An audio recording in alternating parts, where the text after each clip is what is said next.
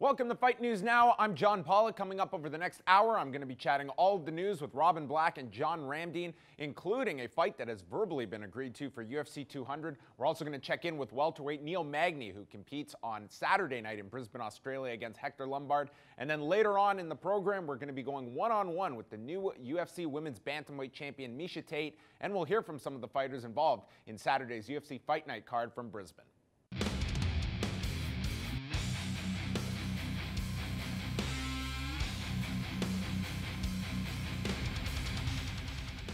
Here with Robin Black and John Ramdeen to go through all of today's news. Off the top, we are going to hear from UFC welterweight Neil Magny, who returns on Saturday night in Brisbane, Australia, and he gets to welcome back Hector Lombard to the UFC Octagon. Here's Neil Magny chatting with us about this fight with Hector Lombard.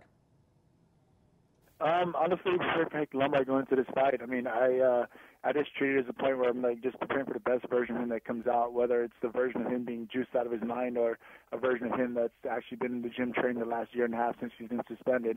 I just kind of focus on the things that I do well and the things I needed to do extremely well for this fight in order to come out victorious. I mean, I think the fact that he was out for a year kind of worked to his benefit, and in the case of like drug tests and things like that, I mean, he was suspended on the Nevada Athletic Commission, and USADA didn't take place, and so he was off the roster. So he had almost a year where he wasn't being tested by the USADA at all. So in my mind, I don't think that he's going to come out looking much different than he has in his last fight. And I don't expect him to. I expect him to be the same exact guy that came out every single fight before and bring the fight. So that's the guy I've been preparing for. I find this to be a really interesting fight, guys, at 170 pounds. We have a lot of questions about Hector Lombard. It's been over a year since we last saw him in the fight with Josh Berkman. Certainly he's going to be under the microscope on Saturday. And Neil Magny is one of these fighters. This is already his 14th fight in the UFC. Crazy. When you can contrast it to the fact Frank Mir is about to fight for the 27th time. That ties Tito's record all time. Yeah, wow. And here Magny is already past, he's almost halfway there. I mean, it's incredible what Neil Magny has done in his time here. And coming off that win over Kelvin Gastelum, he's riding a lot of momentum. And I feel Hector Lombard, he's another year older. He's 38 years old at this point. It's going to be an interesting fight to see what Neil Magny can do with Hector Lombard. Well, you heard Neil Magny, and he seems to have an intelligent approach when it comes to getting prepared for Hector Lombard. We know what Hector Lombard's capable of. He's a physical specimen who has a ton of experience, going to be fighting in his own backyard. He's going to be confident, but you talk about momentum. Neil Magny, it's all about confidence, and he's able to, continue this momentous, his momentum because of the fact that he works so hard. He surrounds himself with good people, and coming off this victory with Kelvin Gastelum, it's momentum because he works hard, and he knows if he keeps doing those things, he's going to be able to compete with the best guys in the division. Where yes, he's planning for the best Hector Lombard, but I think a lot of people don't believe we're going to see the best Hector Lombard because of all the situation with the drug testing, his inactivity, and so on and so forth. Yeah, so why is it a good thing to plan for the very best of someone? We hear it all the time. I'm training for the best version of this guy. It makes a lot of sense if you think about it. You will not be surprised if they're better than you thought. I once was backstage getting ready for a fight, and Firas was back there. We were there. And Mandel Nallo, one of his good up-and-comers, was there. And Firas sat him down and said, "They've canceled your opponent. Your new opponent is 10 feet tall. He has a black belt in every martial art. His record is 100-0. I fought him and he beat me." And Mandel knew he wasn't telling the truth, obviously, but he looked at him stunned, and then Firas grabbed him and said, "No, it's just the same guy." If you build it up as this very, very challenging thing, and you get in there and you feel him, and you're like, "Oh, right, he's just a man," you've actually prepared even further than you need. And I think that's the way he's looking at it. I could have gassed up Hector, or I could have training really hard for a year Hector. No matter what Hector I have, I'm ready. That's the right mindset. Is this the fight? I mean, for Neil Magny, he was on that great stretch, ran into Damian Maia. That was a step back, but since then has put together 2 victories. To me, Hector Lombard, it's that next opportunity for him that Damian Maia did represent, that Neil Magny wins this. He believes that he gets through this, he could be fighting for a title before the end of this year. He wants to be active, and he certainly has his sights set on a title fight. This is a very big fight for Neil Magny, and hardly a given. This is a very hard fight to imagine how this is going to go down. Yeah, when you're putting promos together, if he does manage this victory over Hector Lombard, Eric Silva, Kelvin Gastelum, now Hector Lombard, those are 3 huge names and you can make an argument for him going into the top 10 based on those victories. That's a very deep weight class. That is. It's a huge weight. It's maybe, you can say 155 pounds and 172 of the deepest divisions in the sport, but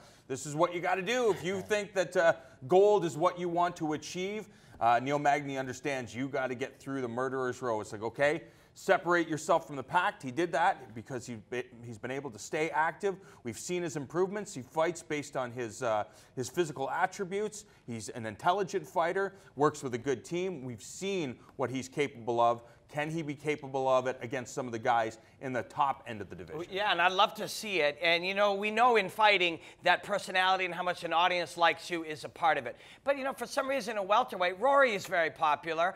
And Nick Diaz is really insanely, and now Nate Diaz, people love them, so that's a factor. But outside of that, it's about what's the most interesting matchup. And Neil Magny is a fascinating matchup because that reach is real. The way he uses his limbs is real. When you fight him, it's a different fight than when you fight everybody.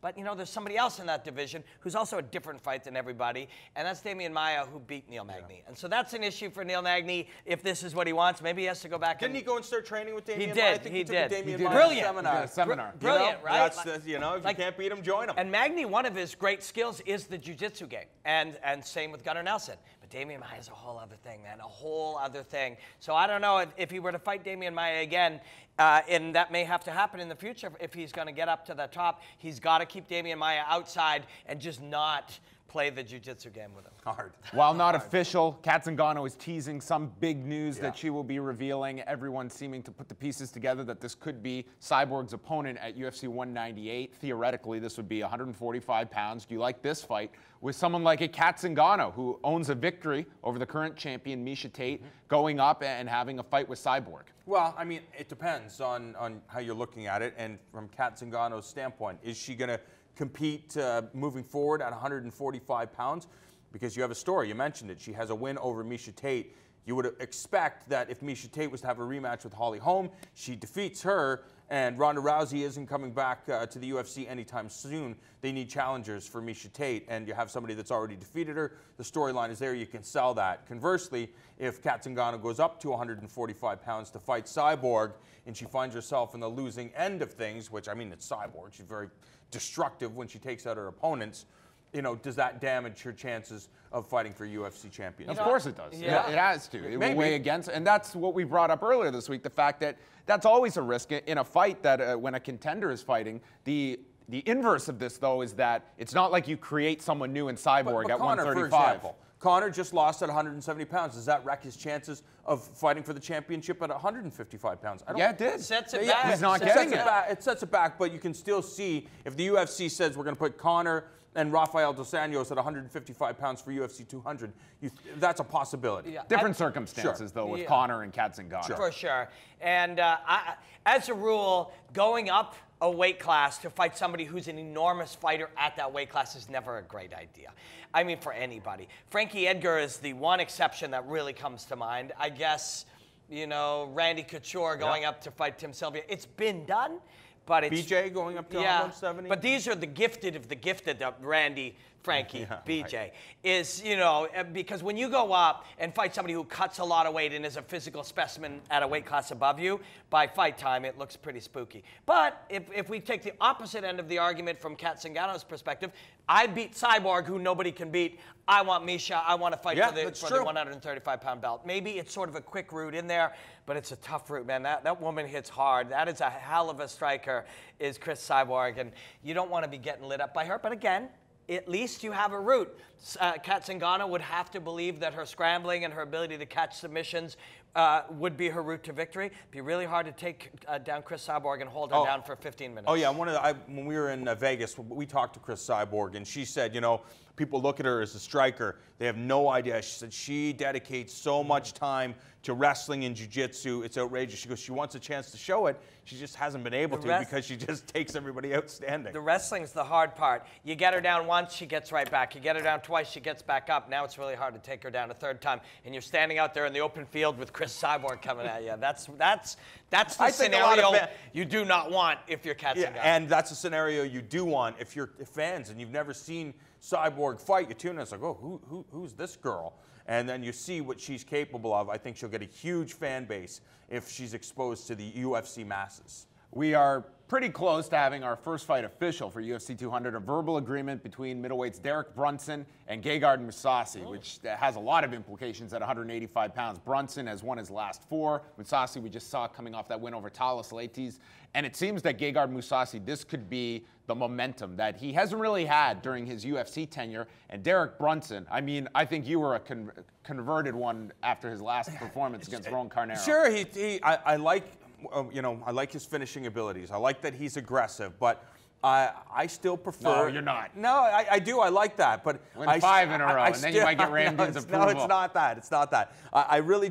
You look at Derek Brunson, and I lump him in with all these other super athlete wrestlers that go in and execute plays that. Their coaches teach them something. They go in and execute it exactly. Or Gegard-Mousasi, I love his improvisational ways, his flow, his movement. And I like this fight because you have kind of two opposites, their approach in this middleweight matchup. And yeah, of course, whoever wins this fight should move up the ladder. I expect it will be Mousasi because of his experience and so on and so forth, and the fact that he is so free inside of the cage. But, anything can happen. These are the fights that make a lot of sense. This isn't going to be the big sizzle, one of the big sizzle fights for 200. We're but tuning in. It's a killer fight. It's a killer fight. And that free-flowing guy who's managing range and playing with the martial arts, his Achilles heel can sometimes be that play runner who goes in and executes sequences the way he's been taught, and vice versa. That's why these fights are so great. It is a really great fight, but there's going to be big name, big sizzle fights on 200. And last thing, the UFC, they have not officially announced this card for May 29th, but it's a card that will be in Las Vegas, and the tentative, I guess, main event for this card will be Renan Barao, officially moving up to 145 pounds, and he draws Jeremy Stephens. Welcome to the featherweight division, Mr. Barao. Yeah, I think this is an awesome matchup. When you think about it, Renan Barao, there's a lot of times where he leaves himself open. Jeremy Stephens is a guy that you have to destroy. You have to break this guy down if you want to get a victory over him. But you say that Renan Barao, we all expected that he was going to move up to 145 I think he pounds. needed to. He's a big guy. He's a big guy, and at the same time, we all thought that Jose Aldo was going to move up to 155 pounds. The luxury Renan Barao has is that you look at Jeremy Stephens' style, you look at Jose Aldo's style. You can see some similarities when you compare their styles. So Renan Barao has had the luxury of training with one of the best featherweights, maybe the greatest featherweight of all time. So I think he'll be fine. He's brilliant, and but man, with the few times we've got to talk to Jeremy Stephens, he knows what's up. We love how this guy fights, but we're shocked how smart he is. He's very, very intelligent. He really understands fighting well. So this matchup's going to be great. Earlier, I was talking about how you don't like to see people go up a weight class and face somebody that cuts a lot of weight. There's give and take in that because Renan Barao is a 45er who cut like crazy to make 35. And Connor is a 55er who cut like crazy to make featherweight and become the featherweight champion. That's different than going up a weight class. That is somebody returning to their natural weight class, and I think that's what Renan Barao is doing. All right, great stuff, guys. That wraps it up for us, and be sure to tune in Saturday night. We have the prelims here on Fight Network in Canada, kicking off at 8 p.m. Eastern Time with 4 fights, including Alan Joban taking on Brendan O'Reilly.